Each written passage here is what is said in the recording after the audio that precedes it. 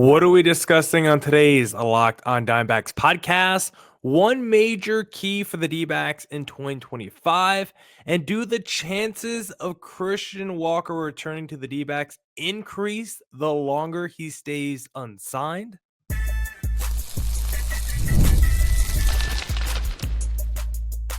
You are Locked On Diamondbacks, your daily Arizona Diamondbacks podcast, part of the Locked On Podcast Network, your team every day. Welcome into the Locked On Diamondbacks podcast, part of the Locked On Podcast Network, your team every day. You're listening to who? The always charismatic host of this podcast, Millard Thomas, multimedia journalist, and I'm a graphic designer. So please go check out my website, millardthomas24.myportfolio.com. On there, you can see all my latest work, from my packages to my articles to my photos and my graphic design. Today's episode is brought to you by GameTime. Download the GameTime app, create an account, and use code LOCKEDONMLB for $20 off your first purchase. On today's The Locked On Dbacks podcast, we are discussing one major key for the D-backs bounce back in 2025. Do the chances of Christian Walker return to the D-backs increase the longer he stays unsigned? And where are the D-backs moves this offseason? We'll discuss that and more on today's Locked On Diamondbacks podcast. Thank you for making Locked On Diamondbacks your first listen every day. I would not be able to do this podcast without you, my loyal listeners, sharing, subscribing, reviewing, doing all that so I could do this podcast for you. Thank you. It's free. It's available on all platforms, so please continue to tell your friends. And one of those platforms is YouTube. Please hit subscribe to Locked On Diamondbacks on YouTube.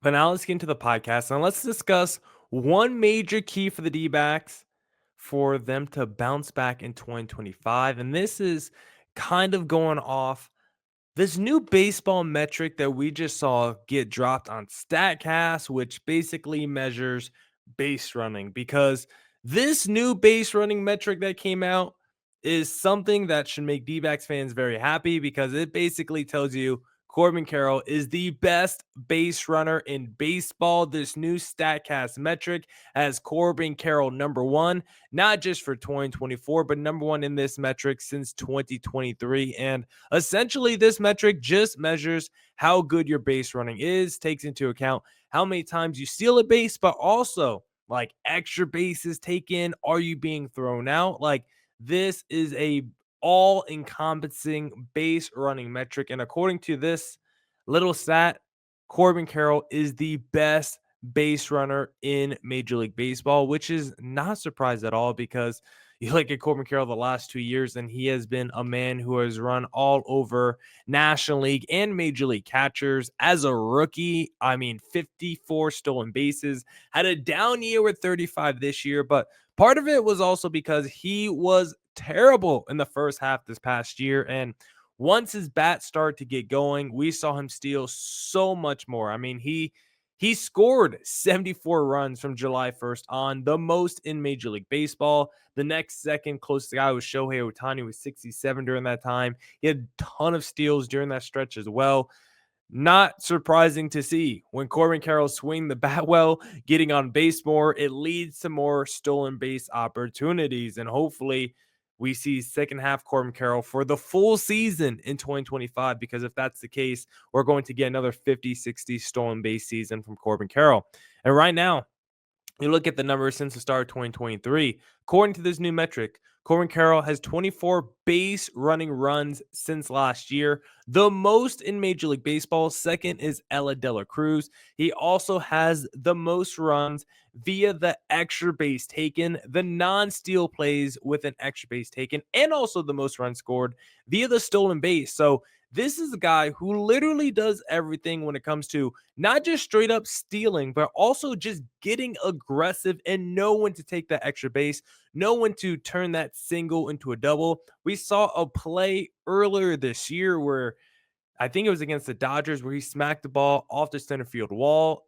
The center fielder went back there, tried to jump and make a play at the wall, ricochets off the wall, and Corbin Carroll, by the time the fielder picks it up and throws it in, Corbin Carroll's already rounding third, stand up inside the park home run. That's the kind of speed Corbin Carroll has led Major League Baseball with 35 bases taken on fly balls, pass balls, wild pitches, balks, and defensive interferences this past year, along with 35 stolen bases. Corbin Carroll is a speedster, as we know, and he's the best speedster according to this new metric. And that is where I want to talk about this major key for the D-backs in 2025, because it was a major key for them in 2023.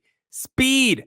Speed still kills in Major League Baseball. Ella De La Cruz, he's fantastic. He's a great player, but you know what his arguably biggest weapon and attribute is? His speed. Ronald Acuna Jr., his speed. Jarren Duran, what do all these MVP candidates have in common? They are speedsters that could go for 60 to 70 stolen bases in a season, and Corbin Carroll can as well. And when we saw the D-backs get to the World Series in 2023, that was one of the best teams in Major League Baseball at taking the extra base, getting aggressive, run scoring percentage, right?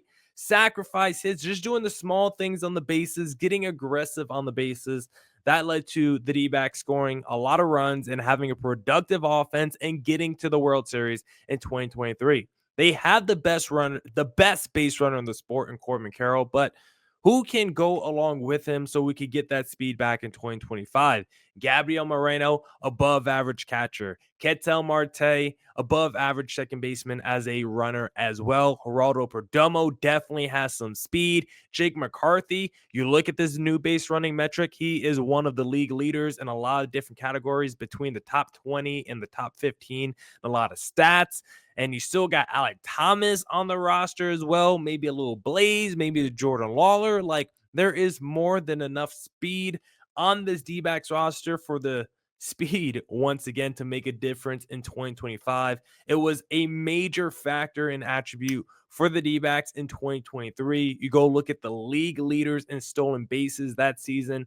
The D-backs were all over the leaderboards. You had guys not just like Corbin Carroll, but don't forget Christian Walker, Marte, Moreno, Alec Thomas. Like, all these guys were double-digit stolen base guys, and we need to get back to that. Get back to that level of aggression and also high IQ. At the beginning of this past year, if you remember, it felt like the D-backs were a terrible base running team because it felt like they made so many mistakes on the bases, getting too aggressive, getting just thrown out at times, right? There would be times we would get mad at Jake McCarthy because he would get lazy at first base and get picked off. And so for the D-backs, get back to that speed component in 2025. Get back to that high IQ with the base running, with the aggressiveness. I think that's a major key to the D-backs' success next year. If you can get back to doing that, like what you did in 2023, why not another World Series next year?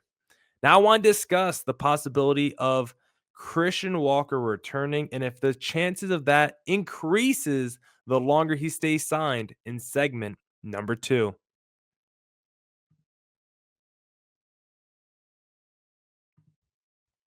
But hey, the World Series, the Super Bowl, the Olympics, the world's top athletes get to play in these top level sporting events thanks to one thing: teamwork. And teamwork can also protect your financial legacy and your family's future. Select Quote's licensed insurance agents are the perfect teammates when shopping for customized, affordable life insurance. They can find you the right policy to keep your financial legacy safely in your family's end zone. SelectQuote is one of America's leading insurance brokers with nearly 40 years of experience, helping over 2 million customers find over $700 billion in coverage since 1985. You invest so much time to take care of yourself and to be the healthiest, best version of you. SelectQuote's exclusive policies can reward that effort. Head to selectquote.com and a licensed insurance agent will call you right away with the right policy for your life and your budget. SelectQuote, they shop, you save. Get the right life insurance for you for less at selectquote.com/lockdown. Go to selectquote.com/lockdown today to get started. That's selectquote.com/lockdown. All right. Let's get back into the Locked On Dimebacks podcast. Let's discuss if the chances of Christian Walker returning to the D-backs increases the longer he stays unsigned, because We saw Jordan Montgomery, right, get signed by the D-backs on the final day of the year, but the D-backs still gave him a pretty hefty contract, 2 years, almost $50 million, right? So it's like you can stay unsigned to the final day and still get a massive contract. And so that's why I want to ask you guys and just kind of broach the topic. Does Christian Walker staying unsigned, the longer he stays unsigned, does that help in the D-backs' favor? Because I feel like it does. I feel like that's a yes. I feel like the longer Christian Walker just sitting at home on his couch, doing a little training, playing with his dog, grooming the beard as he does, I feel like the longer that takes, the chances of him returning to the D backs only increases. I also think it's a yes if other teams run out of money, right? Because if we get to the final day of the regular season and all these big market teams spent all their money, then the odds of Christian Walker returning to the D backs obviously increases. Now, I would like to believe the longer he's out there on the market, not only does it help the D backs because other teams might be spending money and other variables, but I would also like to believe the longer he stays out there on the market, it lets him know other teams may not be as interested in him as he originally thought. Maybe he's asking for too much. Maybe there's something medically wrong with him. Like, whatever the reason is, I'm hoping the longer he stays out there, the yearning for Christian Walker himself personally, the yearning for him to go back to the D backs, I hope it increases. I hope the longer he's out there as a free agent, Christian Walker just thinks to himself, man, you know who was good to me? You know who really gave me my first opportunity on the big league level? Arizona. And I really had some incredible seasons, won some gold gloves, had some all-star level years despite not making the team. Like, if I'm Christian Walker, Arizona's a beautiful state, right? Pretty cheap still compared to some of the other big markets around the country. Like, if I'm Walker, like, why wouldn't I want to come? Especially if I'm waiting 100+ days and no one really gave me the offer I wanted. At that point, if I'm Christian Walker, I gotta look in the mirror and ask myself, am I asking for too much money? Am I going out there and saying 25 a year for 5 to 6 years? I can't get that. Our team's not offering that much money. Do they not value me at that level? Like, you got to start asking these questions the longer you're out there as a free agent. Maybe there's something medically wrong. Maybe a team looks at the records and say, whew, your knee, I don't know about it long term, so we're not going to give you the money.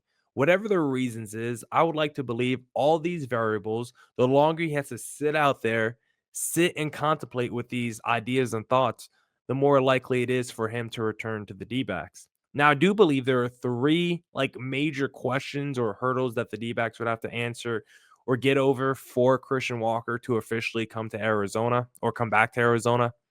There could be even more questions. First question is, how quickly do the big markets spend all their money, right? Because as long as those big markets have money, they probably have a hole at first base. And so if it's the day before the regular season and the Yankees didn't bring back Anthony Rizzo, they did not address first base whatsoever during the offseason, they could definitely be a team that's like, all right, Christian, you waited all this time. We played a little cat and mouse game. We're just going to indulge your offer and give you what you're asking for because at this point, we're more desperate than you. We need a first baseman entering the season, and you're still an incredible player and athlete. We're just going to give you what you want. That can definitely happen if these big market teams end up not spending all their money quickly or early in free agency, if they actually end up sitting on their money because they just want to play out the process with these free agents and wait till the last possible minute.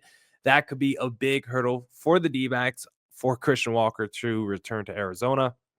The second question I have is, could there be another team like the D-backs who do what Arizona did on the final day last year with Jordan Montgomery?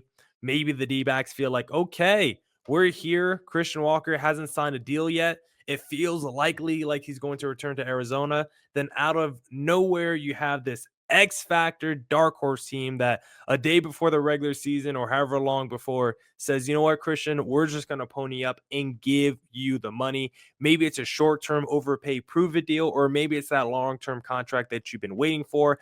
None of the other teams have stepped up. None of the other teams have given you what you deserve. Here we are. Here's the contract that you've been waiting for. Here's the contract that you've been asking for. No ifs, ands, or buts about it. that could be a scary scenario for Arizona where you wait till the final weeks of the offseason. You feel like your chances of him coming back are increasing because all of a sudden the options for Christian Walker are starting to dwindle, and then out of nowhere you get this dark horse like the Minnesota Twins with Carlos Correa a couple years ago, right? Coming out of nowhere to offer him that big contract. Could there be another sneaky team out of nowhere that's like, whoa, the Washington Nationals just sped up their timeline and gave Christian Walker the bag? I guess that's possible. Then the final question I have is, if the other first base free agents like Pete Alonso and Goldie are still unsigned with Walker, does that just increase the level of competition up until the final weeks of the offseason? Like, if Christian Walker is unsigned up until the final week before free agency, but guys like Pete Alonso and Paul Goldschmidt are also unsigned, like, you still have that competitive free agent frenzy where all these teams still probably have first base holes and they're still going to go after the best of the bunch, which is Christian Walker and Pete Alonso. So if Christian Walker remains unsigned with the other first base free agents who are also on his level, I don't think that increases his chances of coming back to Arizona. So I do believe the longer Christian Walker stays unsigned, that only raises the opportunity for the D-backs to re-sign him, only raises the opportunity for Christian Walker to return to Arizona because, like I said, all offseason, Christian Walker has to be the D-backs' number one priority. They really don't have a guy internally that can replace the Christian Walker. I know Pavin Smith had a very nice 60-game sample size, but he is still terrible defensively, and I still do not trust his power output. D-backs desperately need Christian Walker back, but if other big market teams decide to wait and hold on to their money for a lot of free agency, or if the other free agents don't get signed right away, or if there's a dark horse team that wants to come in and just throw money at Christian Walker, that could definitely ruin the D-backs chances of him returning in 2025. Now I want to talk about, where are the D-backs moves this offseason? Why haven't we seen any? We'll discuss that in segment number 3.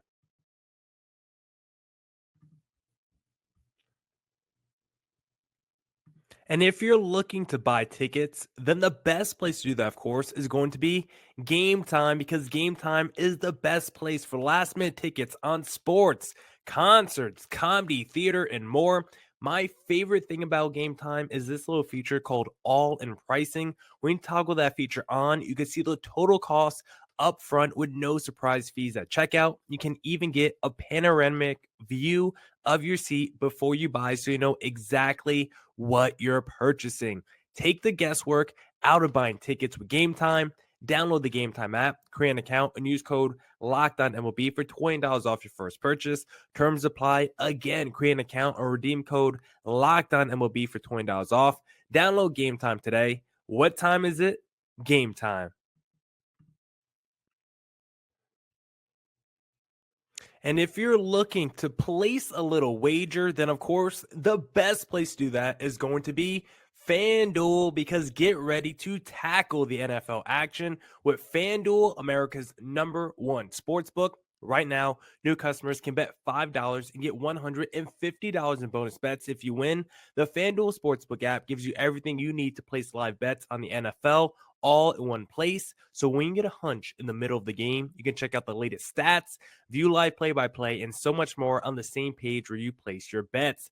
My favorite thing to do on FanDuel is the same game parlay. When I see the Phoenix Suns are playing, give me Devin Booker over on points. Give me KD over on points when he's playing, of course. And give me the Suns money line. That 3-leg hits. It brings a big smile to my face. If you want a big smile on your face, just visit FanDuel.com. You'll get started with the $150 in bonus bets if you win your first $5 bet. Never waste a hunch and make every moment more at FanDuel, the official sportsbook partner of the NFL. All right. Let's get back into the Locked On Diamondbacks podcast. Now let's discuss, where are the D-backs moves this offseason, because it has been a slow free agency start for Arizona. They come into this offseason with some guys who have hit their free agency, some holes on their roster, right? Where is the Christian Walker replacement? We have a big hole at first base, but so far the first base market has been slow. And so we have to take into account some of those things and reasons as to why we haven't seen the D-backs really make a move, right?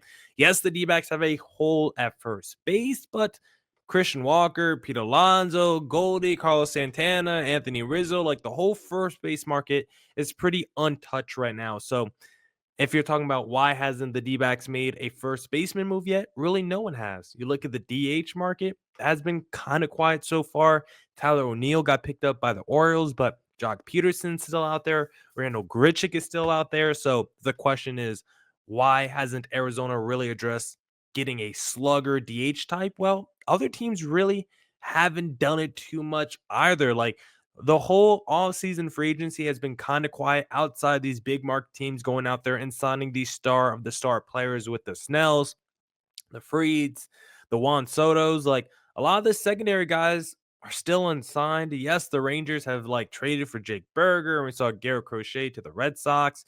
And we've seen some trades, but a lot of these free agents are still out there. A lot of these guys that we've talked about as potential Arizona Diamondbacks targets are still out there. And I was going to first, originally, when I was prepping for the podcast, I was making this a topic of I don't want this to be an off season of D-backs had interest in player X or player Y because we've already seen that a couple of times this offseason. We just saw Devin Williams go get picked up by the New York Yankees. Williams was a major trade target that I had for Arizona. And according to some reports, the D-backs were very much in on Devin Williams. They had a lot of interest, but yet they were not able to pull the trigger. And I was going to make this the topic of I don't want this to just be the offseason of the D-backs saying they had interest but not pulling the trigger because that would be frustrating to see. I think we've seen the Boston Red Sox do that a lot with their fans the last couple of years. I don't want to be teased by Arizona in the front office by saying, oh, we were interested in that guy, we're interested in that guy, but ultimately we missed out on all of them. But the reason I scaled that back is because you just compared the D-backs to the other teams in Major League Baseball, and it's like every major league offseason, it's a slow start, and not a lot of guys have been signed outside of the few of the top free agents by the big market teams.